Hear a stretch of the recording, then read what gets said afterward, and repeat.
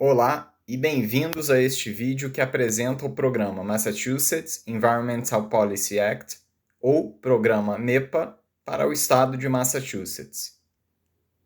O programa MEPA oferece oportunidades significativas para a participação pública na análise de projetos públicos e privados propostos em Massachusetts. Neste vídeo, passarei cerca de 20 minutos abordando os conceitos básicos do MEPA, incluindo o que é o MEPA, quando a análise do MEPA é necessária para projetos e o que acontece durante o processo de análise do MEPA. Se tiver interesse em obter mais detalhes sobre como você, como membro do público, pode participar do MEPA, direcionarei você a um vídeo separado disponível no site do MEPA, que foi elaborado pela representante de Justiça Ambiental do MEPA, Kate Harrison, e também é interpretado no idioma que você está ouvindo agora. Agradecemos seu interesse no vídeo. Essa apresentação foi feita inicialmente por Tori Kim, secretária assistente da Secretaria Executiva de Energia e Assuntos Ambientais e diretora do Departamento do MEPA. Este vídeo interpretado foi elaborado para possibilitar o acesso a este conteúdo informativo do Departamento do MEPA para pessoas com necessidades de acesso linguístico. O Departamento do MEPA agradece seu interesse neste vídeo e fica feliz com sua presença. Conforme mencionado, este vídeo abordará os conceitos básicos do MEPA, o que é o programa MEPA, quando a análise do MEPA é necessária e o que acontece durante o processo de análise. Também abordarei alguns requisitos específicos de justiça ambiental que foram incorporados ao processo de análise do MEPA a partir de janeiro de 2022. O programa MEPA segue o modelo do programa federal chamado NEPA, ou National Environmental Policy Act. Essas leis foram promulgadas no início da década de 1970 para garantir que os impactos ambientais dos projetos fossem analisados antes de serem aprovados. Cerca de 16 outros estados possuem programas semelhantes que, muitas vezes, são chamados de mini-NEPA. São 3 os princípios do programa MEPA. Em primeiro lugar, ele garante que uma análise ambiental seja realizada antes que um projeto seja aprovado e em um momento em que alternativas ao projeto ainda possam ser consideradas e adotadas. A análise do MEPA tem a intenção de ser ampla e, na maioria dos casos, abrangerá todos os impactos ambientais aplicáveis que possam resultar do projeto. E, por fim, a participação pública é um componente essencial, e o MEPA busca garantir oportunidades significativas para a análise pública. Conforme mencionado, preparamos um slide separado sobre como os membros do público podem participar do processo de análise do MEPA, que está disponível em vídeo separado no site do MEPA. O objetivo do MEPA está definido no próprio estatuto. No entanto, abordarei alguns aspectos importantes neste slide. Primeiro, a análise do MEPA garante uma análise dos impactos ambientais e assegura que os projetos façam o possível para evitar ou minimizar os danos ambientais. Se as medidas de prevenção e minimização não forem viáveis, propõe-se a mitigação na medida máxima possível. Conforme mencionado, a participação pública é um componente fundamental e o MEPA busca garantir oportunidades significativas de envolvimento público para garantir que o público esteja envolvido em decisões governamentais que possam afetar o meio ambiente. E, por fim, o MEPA busca coordenar a análise das agências. Como descreverei mais detalhadamente no próximo slide, o departamento do MEPA não aprova ou nega diretamente o projeto. Entretanto, como pode haver várias agências com diferentes formas de aprovação ou autoridade de licenciamento, o processo de análise do MEPA oferece a oportunidade de coordenar as análises das agências envolvidas. As informações coletadas durante o processo do MEPA servirão de base para as ações que essas agências tomarão. Então, quando a análise do MEPA é necessária? Existem duas condições necessárias para que um projeto seja submetido ao processo de análise do MEPA. Primeiro, conforme mencionado, é necessária alguma forma de ação por parte de uma agência. Na maioria dos casos, será uma agência estadual. No entanto, algumas autoridades municipais, como autoridades de desenvolvimento urbano ou autoridades habitacionais, também podem se qualificar como agências no âmbito do MEPA. As formas de ação da agência necessárias para atender à análise são variadas, mas podem incluir a agência realizar diretamente um projeto como proponente do projeto, ou podem incluir várias formas de aprovações ou licenças por agências que são necessárias para projetos propostos por terceiros, e também podem incluir financiamento e transferências de terras, como servidões ou transferências de taxas, que podem ser necessárias. Entretanto, o fato de ser necessária uma ação da agência para um projeto não é suficiente para exigir um nível adicional de análise por meio do processo do MEPA. Os regulamentos do MEPA previstos em 301 CMR 11.03 estabelecem determinados níveis de impactos ambientais que são referenciados como limiares de análise e que também determinam se o projeto requer análise. Esses limiares de análise são organizados em várias categorias de impactos ambientais e incluem terra, espécies raras, áreas úmidas, água, águas residuais e outros impactos listados neste slide.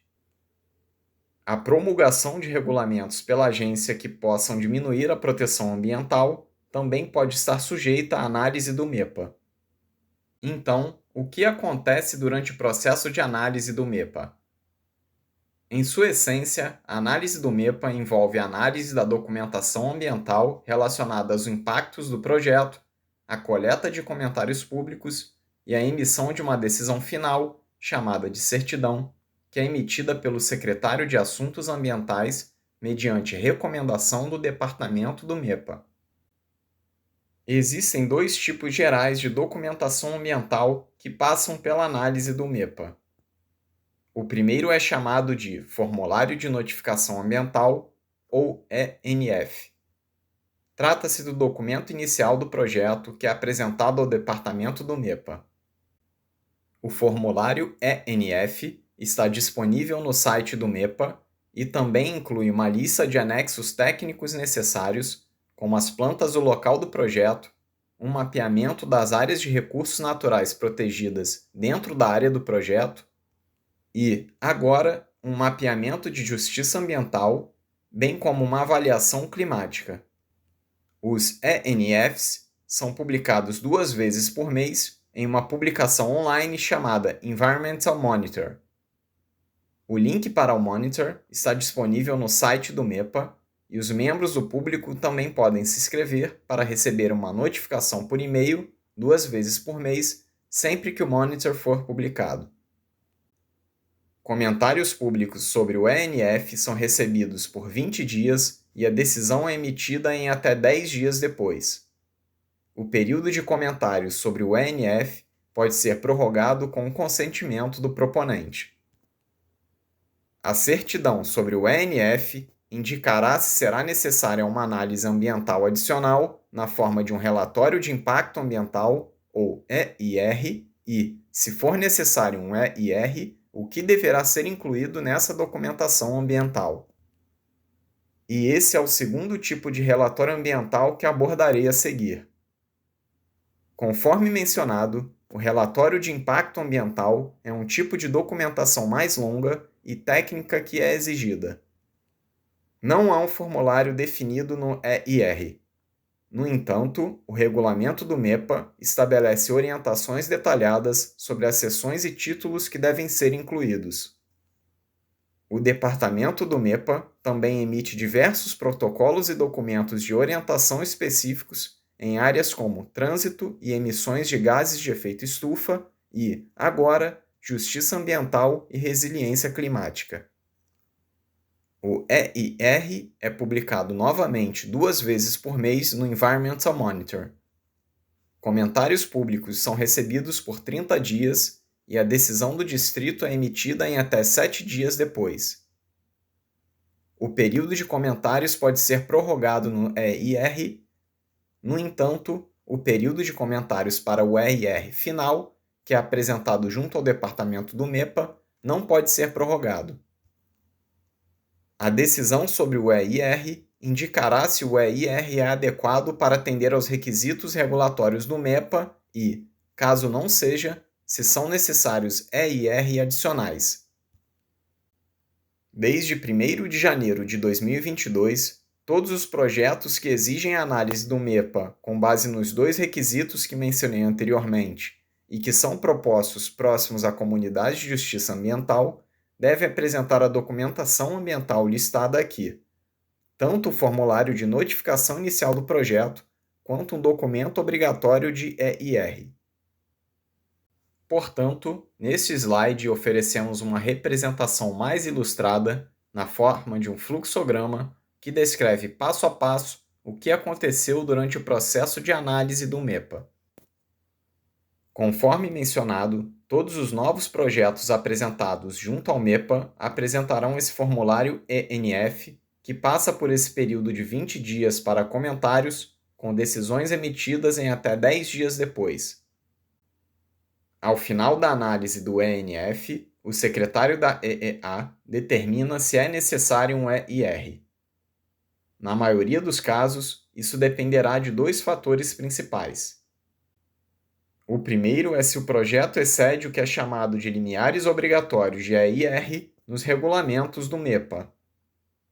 Como descrevi anteriormente, esses limiares de análise apresentam níveis de impactos que exigem o processo de análise do MEPA.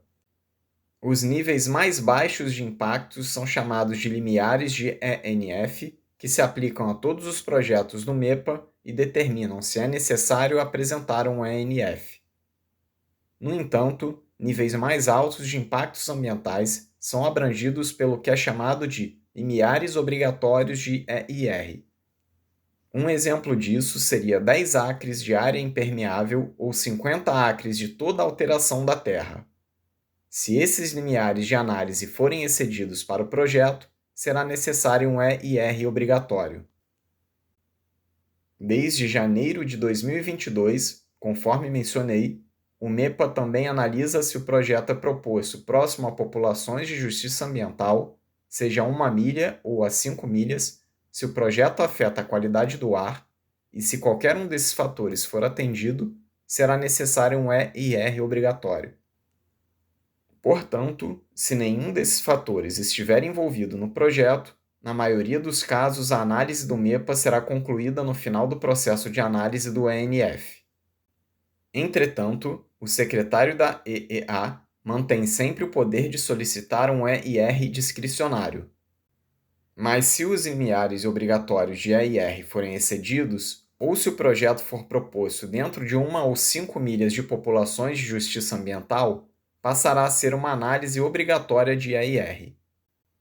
Esse EIR assume várias formas no processo padrão de versão preliminar e, posteriormente, uma versão final de EIR é apresentada, cada um dos quais está sujeito ao período de 30 dias para comentários.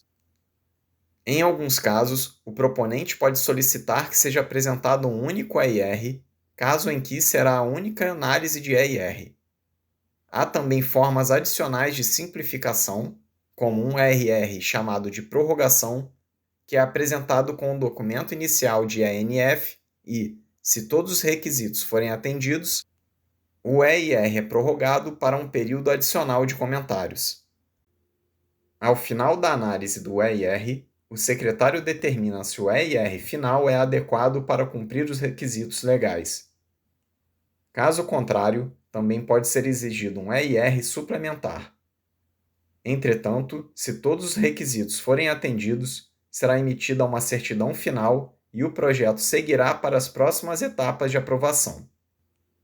Como mencionei anteriormente, o departamento do MEPA não aprova ou nega o projeto e, portanto, a conclusão da análise do MEPA não indica a aprovação do projeto. Ele segue para as próximas etapas nas quais outras agências que detêm a autoridade de aprovação final emitirão suas decisões finais. Como mencionei, a legislação aprovada em 2021 agora impõe novos requisitos relacionados à justiça ambiental que entraram em vigor a partir de 1º de janeiro de 2022. O principal requisito é o requisito obrigatório de EIR, que já descrevi.